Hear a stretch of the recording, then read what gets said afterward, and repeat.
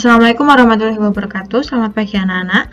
Pada video sebelumnya kalian telah mempelajari dan mengenal hubungan sudut-sudut yang terbentuk dari dua garis sejajar yang dipotong oleh suatu transversal atau suatu garis lain. Nah, pada video ini kalian telah belajar menyelesaikan masalah atau menyelesaikan soal terkait hubungan antar sudut yang telah kalian pelajari pada video pertama. Kalian masih ingat ya hubungannya, yaitu yang pertama ada sehadap, kemudian yang kedua dalam sepihak, kemudian yang ketiga dalam berseberangan, yang keempat ada luar sepihak, dan terakhir yaitu luar berseberangan. Langsung kita ke soal nomor 1. Perhatikan gambar berikut, tentukan nilai P. Kita ketahui atau kita dapatkan bahwa besar XRS, besar sudut XRS sama dengan 2P. Kemudian besar sudut BSQ sama dengan 114 derajat. Nah, kalau kita lihat sudut BSQ dengan sudut XRS ini tidak ada hubungan khususnya ya, tidak ada yang namanya dalam sepihak, sehadap, atau yang lain-lain. Kita tidak bisa menentukan hubungan antara dua sudut ini, sudut XRS dan sudut BSQ. Tetapi kita bisa mencari nilai P atau besar sudut XRS ini dengan menggunakan sudut ASQ atau sudut RSB. Mengapa? Karena ini ya, sudut XRS ini dia sehadap dengan sudut ASQ. Ini akan kita gunakan sudut ASQ dulu ya. XRS sehadap dengan sudut ASQ sehingga besarnya yaitu sama. Nah, cara untuk mendapatkan besar sudut ASQ kita bisa melihat ya, ini sudut ASQ dengan sudut BSQ ini mereka adalah sudut yang saling berpelurus sehingga jumlah besar dari dua sudut tersebut adalah 180 derajat. Nah, kita ketahui bahwa besar BSQ sama dengan 114 derajat, berarti ASQ ditambah 114 derajat sama dengan 180 derajat. Dan ini aljabar ya. Kedua ruas kita kurangkan dengan 114 derajat untuk menghilangkan konstanta di ruas kiri. Nah, hasilnya yaitu ruas kiri ASQ sama dengan 180 derajat dikurangi 114 derajat sama dengan 66 derajat. Nah, tadi kan ASQ ini kan sama dengan XRS karena mereka sehadap. Nah, berarti ASQ juga sama dengan 2P sama dengan 66 derajat. Nah, untuk mendapatkan nilai P kedua ruas kita bagi dengan 2 ya. Berarti nilai P-nya sama dengan 33 derajat. Ini jika kita gunakan sudut ASQ sebagai sudut bantu. Nah, kemudian kita juga bisa menggunakan sudut RSB. Ya, jika kita menggunakan sudut RSB, sudut XRS dan sudut RSB ini adalah dalam berseberangan, sehingga besar sudut XRS sama dengan besar sudut RSB.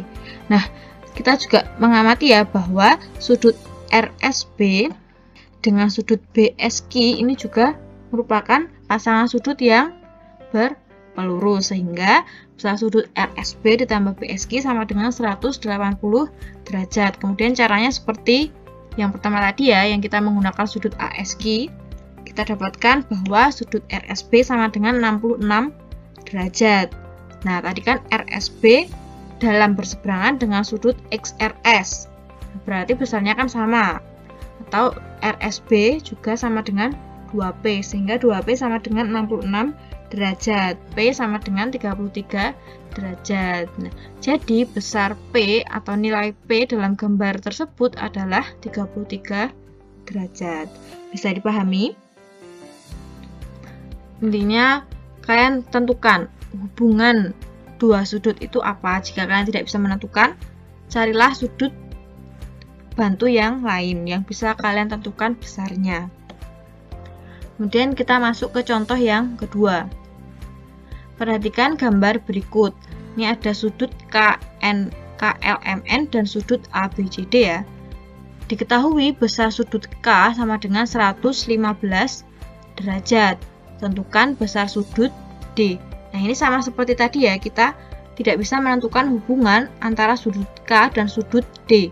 Berarti kita bisa menggunakan sudut M. Sudut M ini adalah sudut yang bertolak belakang dengan sudut K, sehingga besarnya sama. Masih ingat ya sudut yang bertolak belakang telah kita pelajari pada minggu sebelumnya. Nah, sehingga karena mereka bertolak belakang, berarti besar sudut M juga sama dengan 115 derajat. Kalian juga bisa menggunakan sudut L ya. Sudut L ini nanti berpelurus dengan sudut K, dan sudut L ini dalam berseberangan dengan sudut D. Silahkan kalian nanti coba sendiri jika kalian sudut bantunya sudut L. Ibu ini menggunakan sudut M. Dilanjutkan ya. Nah, setelah kita mengetahui sudut M 115 derajat, kita bisa menentukan besar sudut D. Nah, sudut M dan sudut D itu adalah pasangan sudut yang dalam sepihak. Nah, besar sudut yang dalam sepihak yaitu jika dijumlahkan 180 derajat ya, berarti sudut D ditambah sudut M atau besar sudut D ditambah besar sudut M sama dengan 180 derajat, dengan besar sudut M yaitu 115 derajat. Nah, kedua ruas kita kurangkan dengan 115 derajat ya untuk menghilangkan konstanta di ruas kiri, sehingga kita peroleh sudut D sama dengan 180 derajat. 180 derajat dikurangi 115 derajat sama dengan 65 derajat. Sudah ditemukan bahwa besar sudut D adalah 65 derajat. Cukup mudah. Kemudian contoh yang ketiga. Perhatikan gambar berikut. Diketahui A1, jadi ini bacanya A ini sudut yang sebelah kiri, kemudian B ini sudut yang sebelah kanan ya. A1 berarti yang ini sama dengan 4M ditambah 5 derajat. Kemudian B4 berarti B4 yang sebelah sini, yaitu 5X min 2X derajat. Tentukan besar sudut A1. Nah, ini A1 ya, dan ini B4. Kita perhatikan bahwa A1 dan B4 ini mereka sama-sama di luar karena garis sejajarnya yang dua ini ya anak-anak. Kalau tadi kan garis sejajarnya yang mendatar, sekarang garis sejajarnya yang hampir tegak. Nah, ini berarti mereka karena tidak berada di antara dua garis sejajar, berarti mereka di luar. Kemudian satu sudut terletak di atas garis transversal atau garis potong. Kemudian sudut yang lain itu berada di bawah, berarti mereka berbeda pihak, yaitu pihak atas dan pihak bawah. Berarti hubungan sudut A1 dan B4 adalah luar berseberangan. Kemudian untuk menentukan besar sudut A1, kita harus menentukan besar nilai M ya. Untuk menentukan besar M, bisa kita manfaatkan dengan melihat hubungan dua sudut tadi ya, yaitu sudut A1 dan B4. Hubungan mereka tadi yaitu luar berseberangan, sehingga besar sudut A1 sama dengan besar sudut B4. Berarti 4M ditambah 5 sama dengan 5M dikurangi 24. Berarti kita hilangkan konstanta 5 di ruas kiri dengan cara mengurangi kedua ruas dengan 5. Kita dapatkan ruas kiri hasilnya yaitu 4M, karena 5 dikurangi 5 habis ya, sama dengan 5M. Kemudian negatif 24 dikurangi 5 berarti sama dengan negatif 9. Nah, di ruas kanan masih terdapat suku dengan variabel, berarti juga harus kita hilangkan dengan cara mengurangkan kedua ruas dengan 5M. Ruas kiri kita peroleh 4M dikurangi 5M yaitu negatif 1M atau negatif M. Kemudian ruas kanan 5M dikurangi 5M habis ya, bersisa negatif 29. Dan karena ini sama-sama negatif, kedua ruas sama-sama kita bagi dengan negatif 1, berarti M sama dengan 29. Setelah kita menemukan nilai M, kita cari besar sudut A1. Nah, besar sudut A1 tadi kan sama dengan 4M ditambah 5 derajat ya, berarti sama dengan 4 dikali 29 karena nilai M nya itu 29 ditambah 5 sama dengan 4 kali 29 yaitu 116 ditambah 5 derajat. Berarti sama dengan 121 derajat. Nah, jadi besar sudut A1 adalah 121 derajat. Contoh yang keempat sekaligus contoh yang terakhir, yaitu perhatikan gambar berikut. Diketahui A2, ini A2 ya, sama dengan 4x min 28 derajat. Dan B3, ini B3 sama dengan 119 dikurangi 3x derajat. Tentukan besar sudut A3 dan besar sudut A4. Nah, yang pertama untuk menentukan besar sudut A3 dan A4, kita perlu mencari nilai X terlebih dahulu. Kita perhatikan bahwa sudut A2 dan sudut B3 ini mereka hubungannya yaitu dalam berseberangan. Mereka sama-sama di dalam atau mereka sama-sama di antara dua garis sejajar dan terletak di pihak yang berbeda, yaitu A2 ini berada di atas garis transversal dan B3 ini berada di bawah garis transversal. Berarti hubungan antara sudut A2 dan sudut B3 yaitu dalam berseberangan, sehingga besar sudutnya yaitu sama. Besar sudut A2 sama dengan besar sudut B3, atau 4x min 28 sama dengan 119 min 3x. Kemudian sama dengan cara sebelumnya ya, kita hilangkan konstanta di ruas kiri dengan menjumlahkan kedua ruas dengan 28. Kita peroleh 4x sama dengan 119 ditambah 28 yaitu 147. Kemudian di ruas kiri masih terdapat negatif 3x ya. Kemudian untuk menghilangkan suku bervariabel di ruas kanan, kita tambah kedua ruas dengan 3x. Berarti hasilnya yaitu 7x sama dengan 147.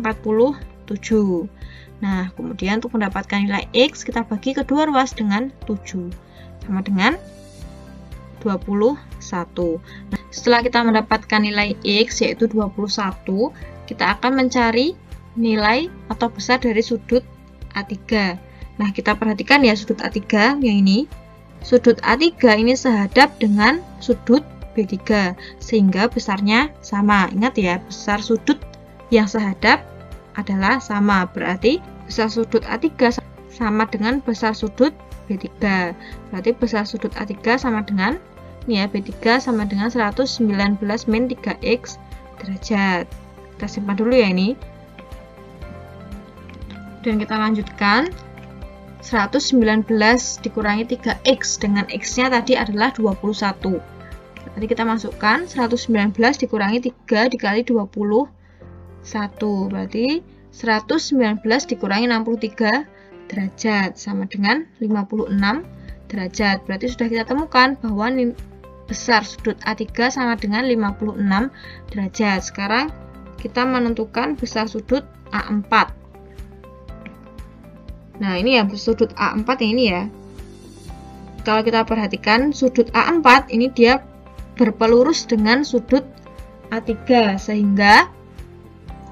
sehingga jumlah kedua sudut tersebut adalah 180 derajat. Tadi kan kita sudah menemukan ya bahwa besar sudut A3 adalah 56 derajat. Berarti tinggal kita masukkan 56 derajat ditambah besar sudut A4 sama dengan 180 derajat. Kemudian kita kurangkan kedua ruas dengan 56.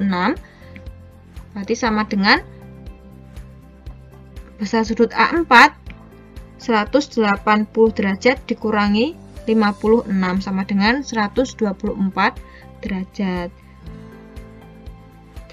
Nah, atau bisa juga untuk menentukan besar sudut A4 kita juga bisa memanfaatkan sudut B3 karena mereka adalah pasangan sudut yang dalam sepihak, sehingga besar sudut A4 ditambah sudut B3 sama dengan 180 derajat. Nah, tadi kan kita temukan ya bahwa besar sudut B3 ini sama dengan besar sudut A3 karena mereka sehadap. Berarti besar sudut B3 juga sama dengan 56 derajat. Nah, sama seperti tadi kita kurangkan kedua ruas dengan 56. Kemudian kita peroleh bahwa sudut A4 adalah 124 derajat. Nah, jadi besar sudut A3 adalah 56 derajat dan besar sudut A4 adalah 124 derajat. Nah, tadi untuk menentukan besar sudut A4 kita bisa menggunakan sudut A3 karena mereka berpelurus, atau besar sudut B3 karena sudut B3 dalam sepihak dengan sudut A4. Cukup sekian contoh soal dan pembahasan, bisa dipahami. Apakah ada pertanyaan? Jika ada pertanyaan, silahkan bertanya bisa melalui kolom komentar maupun WA. Jadi hari ini kita telah belajar mengenal hubungan sudut-sudut yang terbentuk dari dua garis sejajar yang dipotong oleh suatu garis lain atau kita sebut sebagai garis transversal. Dan kita telah belajar untuk menyelesaikan soal-soal yang terkait dengan sudut-sudut tersebut. Untuk pertemuan selanjutnya, kita akan latihan soal yang berkaitan dengan hubungan antar sudut yang terbentuk dari dua garis sejajar yang dipotong oleh transversal, hampir sama seperti yang telah kita pelajari pada hari ini. Nah, cukup sekian untuk pembelajaran hari ini. Ibu tutup, kurang lebihnya mohon maaf. Semoga bermanfaat. Wassalamualaikum warahmatullahi wabarakatuh.